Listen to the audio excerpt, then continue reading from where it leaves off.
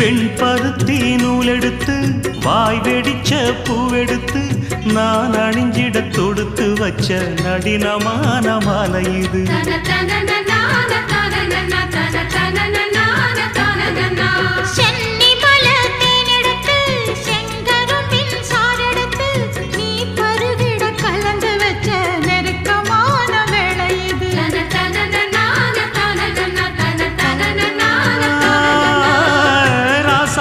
உடம்பிருக்கும் ரவிக்க துணி நானாக அன்னாடம் சூடி கொண்ட ஆசை வச்சாகாதா.